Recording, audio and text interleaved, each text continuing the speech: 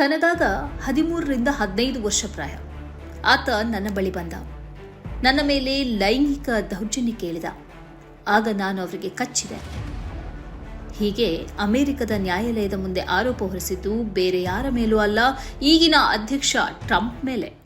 Your brand deserves more attention. More leads, more growth.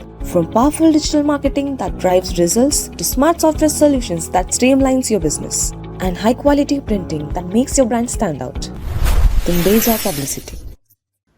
ಇದೀಗ ಬಿಡುಗಡೆಯಾಗಿರುವ ಎಫ್ಸ್ಟೈನ್ ಫೈಲ್ಗಳಲ್ಲಿ ಸಂತ್ರಸ್ತೆಯ ಈ ಹೇಳಿಕೆಯೂ ಸೇರಿದೆ. ಅಮೆರಿಕದ ಫೆಡರಲ್ ಬ್ಯೂರೋ ಆಫ್ ಇನ್ವೆಸ್ಟಿಗೇಷನ್ ಎದುರು 2019ರಲ್ಲಿ ಸಂತ್ರಸ್ತೆ ಈ ಹೇಳಿಕೆ ನೀಡಿದಳು.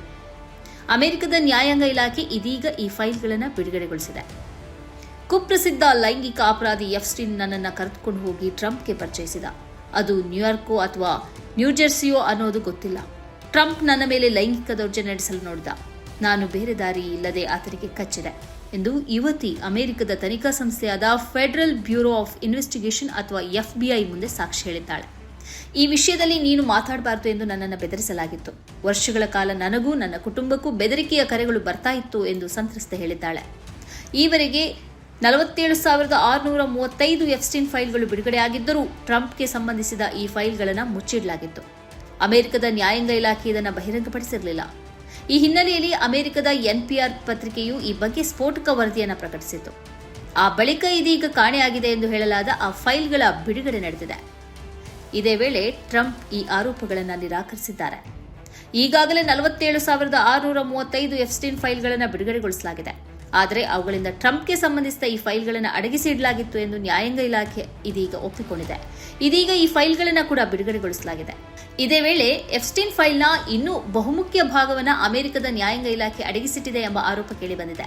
ಈ ಹಿನ್ನೆಲೆಯಲ್ಲಿ ಅಮೆರಿಕದ ಅಟಾರ್ನಿ ಜನರಲ್ ಪಾಮ್ ಬಾಂಡಿಕ್ ಅವರು US ಹೌಸ್ ಓವರ್ ಸೈಟ್ ಕಮಿಟಿಗೆ ಸಮನ್ಸ್ ಕಳಿಸಿದ್ದಾರೆ.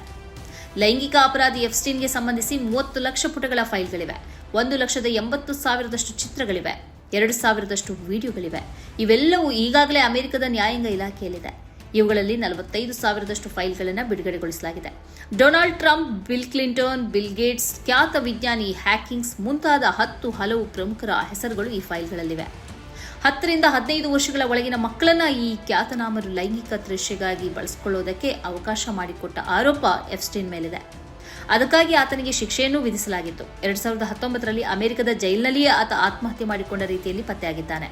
ಆದರೆ ಆತ ಆತ್ಮಹತ್ಯೆ ಮಾಡಿಕೊಂಡಿಲ್ಲ, ಆತನನ್ನು ಕತ್ತು ಹಿಸುಕಿ ಕೊಲ್ಲಲಾಗಿದೆ ಎಂಬ ಅಭಿಪ್ರಾಯವೂ ಇದೆ.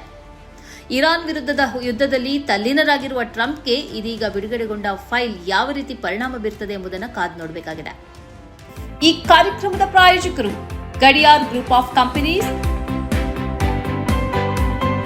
Specialised in piling and shoring, engineering consultancy, fire fighting, steel structures, real estate.